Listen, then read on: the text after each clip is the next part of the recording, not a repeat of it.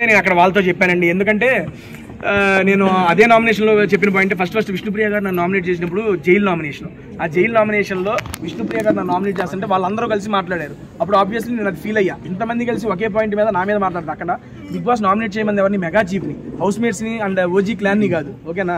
అటువంటిప్పుడు విష్ణుప్రియ గారు నన్ను నామినేట్ చేసినప్పుడు ఓజీ క్లాన్ మెంబర్స్ మాట్లాడడం ఎందుకు, అది నాకు ఒకటి తప్పు అనిపించింది. ఇంకోటి గుడ్డేసినప్పుడు నేను గుడ్డేస్తే తప్పు ఒప్పుకున్నా, నా పక్కన వేసిన వాళ్ళు కూడా తప్పే కదా, అది ఒప్పుకోవాలి. ఒప్పుకోకపోయినా వేరే వాళ్ళైనా అరే అది తప్పురా అని చెప్పాలి, అది కూడా చెప్పాలి. అక్కడ నాకు అనిపించింది. ఇంకోటి నేను నామినేషన్ చేసేటప్పుడు ఏది పెయింట్ నామినేషన్ అప్పుడు నేను నిఖిల్ నామినేట్ చేసి నేను మాట్లాడుతుంటే అటు నుంచి యష్మి అను పృథ్వీ మాట్లాడారు ఆ ఉద్దేశంతో. అటువంటి నేను ఎప్పుడైనా నామినేషన్ చేసినప్పుడు నాకు ఎవరో సపోర్ట్గా రాలా, అటువంటిప్పుడు ఆయన నామినేట్ చేసి నేను డిఫెండ్ చేసినప్పుడు వాళ్ళిద్దరు వచ్చినప్పుడు నాకు ఈ 3 సినారియోస్ వల్ల నాకు అలా అనిపించి ఆ మూమెంట్లో నేను అలా అన్నాను. అదే చెప్తున్నా. ఇక్కడ ఏంటంటే గ్రూపిజం వేరు వేరు bro. Wantedly targeting is a groupism, support is a Rohini గారు మా మదర్ వీడియో వాళ్ళ మదర్ వీడియో వచ్చినప్పుడు అందులో వాళ్ళ మదర్ త్యాగం చేసి నాకు ఇచ్చింది, అది సపోర్ట్ బ్రో. రెండింటికి చాలా తేడా ఉంది. తిన్ను లైన్ అర్థం చేసుకోవాలి అంతే. పృథ్వీ గారి గురించి అభిప్రాయం అంటే చెప్పాక మంచి ఆటగాడు, ఎన్ని గేమ్స్ ఆడాడు అయ్యా బ్రదర్, చాలా చాలా మంచి మంచి గేమ్స్ ఆడాడు. దన్నా అండి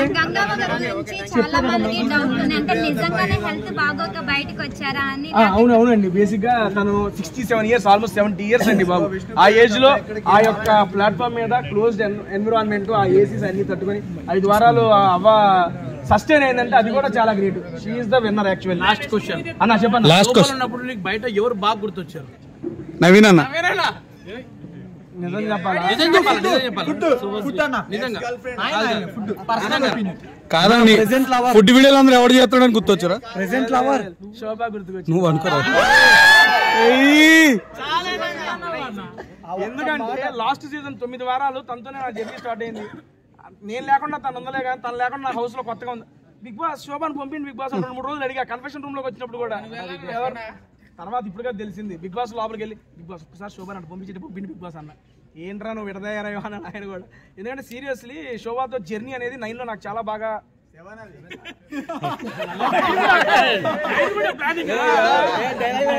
అంటే 9 వీక్స్ జర్నీలో సారీ వైల్డ్ కార్డ్ ఆశకు అద్దు ఉండాలి, దానికి సిగ్గు ఉండాలి.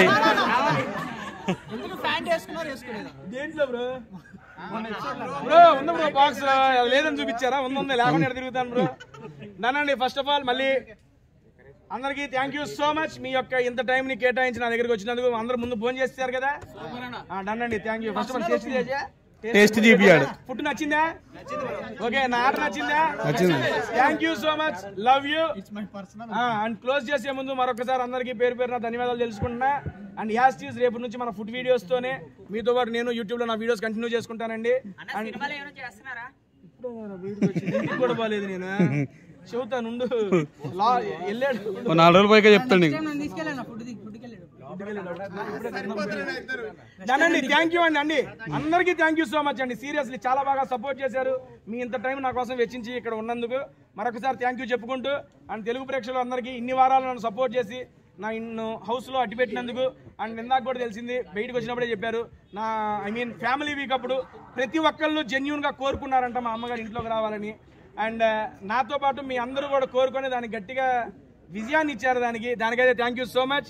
అండ్ ఇంకొక మాట చెప్పి క్లోజ్ చేసేస్తాను. మనం ఏదైనా టార్గెట్ పెట్టుకున్నాం అనుకోండి, ఆ టార్గెట్ రీచ్ అయిపోతే సక్సెసేగా. మా అమ్మగారు టార్గెట్ పెట్టుకున్నా సక్సెసేగా. ఆ 2 వారాల్లో సక్సెస్ఫుల్ జర్నీ ఎంజాయ్ చేసి బయటకు వచ్చేసి happy. Thank you so much అండి. బాయ్ అండి.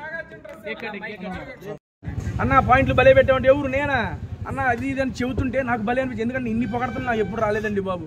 హౌస్లో నుండి వచ్చిన ప్రతి పేరెంట్ కానీ అండ్ మనకి వీకెండ్స్లో జరిగినప్పుడు వచ్చిన గెస్టులు కానీ ప్రతి ఒక్కళ్ళు నా ఆట గురించి నా మాట గురించి ప్రతి ఒక్కళ్ళు ప్రైజ్ చేశారు. దానికైతే చాలా హ్యాపీనెస్ ఇచ్చింది. That's why Bigg Boss season 8 so memorable for మీ.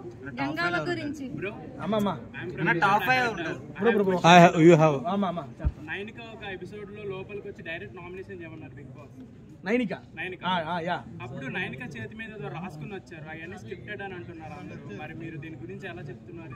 ఏమి రాసుకొచ్చారు? చేతి మీద రాసుకొచ్చారు, రాసుకుని వచ్చి చూసి ట్రోల్ అయింది కానీ అతను చూడలే కదా. లైక్ నామినేషన్ చేతిలో రాసుకుని వచ్చి స్క్రిప్ట్ ప్రకారం చెప్తున్నారు అని చెప్పి కోట్ అవుట్ అవుతుంది సోషల్ మీడియాలో. సో దీని గురించి మీరు ఎలా నాకు తెలియదు అసలు ఆయన బయటకు వచ్చి చూస్తే తెలుస్తుంది. అవును. బేసిక్ గా ఏంటంటే there is nothing script in Bigg Boss అండి. ఎందుకంటే స్క్రిప్ట్ కావాలంటే లాస్ట్ టైం చెప్పాం, ఇప్పుడు చెప్పాం, స్క్రిప్ట్ ఇవ్వాలంటే అందరూ విన్నర్ అవడానికే స్క్రిప్ట్ అడుగుతారు. ఓకేనా, there is nothing script in. మేము స్టేజ్ మీద ఎక్కిన తర్వాత నాగ్ సార్ని చూసిన తర్వాత మళ్ళీ ఎలిమినేట్ అయిన తర్వాత నాగ్ సార్ని చూస్తే కానీ ఇంకా మనకు ఎటువంటి ఇన్ఫర్మేషన్లు ఏమి వచ్చేది లేదు. పైన పెట్టాలా లైట్? నాగ్ సార్ టీషర్ట్ తగ్గితే ఇస్తామన్నా, మనకు తగ్గట్లేదు అని చెప్పి ఏం ఫినాలే ఈ 2 వారాల్లో తగ్గుతాయి, ఎట్ట ఒకటి తగ్గి తీసేసుకుంటాం సీరియస్లీ. ఎందుకంటే గంగావన్ చూస్తే నిజంగా మా అమ్మమ్మ గుర్తుకొచ్చారండి. ఐ మీన్ మా అమ్మమ్మ అంటే మా అమ్మ వాళ్ళ అమ్మగారు.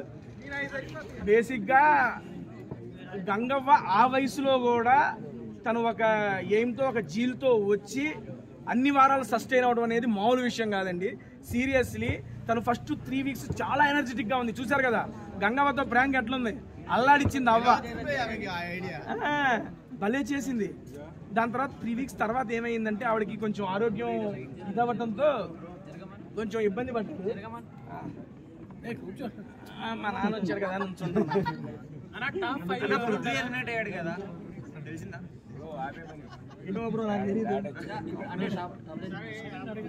డబుల్ ఎలిమినేషన్ అయ్యి అంటే ఎవరనేది తెలియదు అంటున్నా. నా ఉద్దేశంలో టాప్ 5 అండి.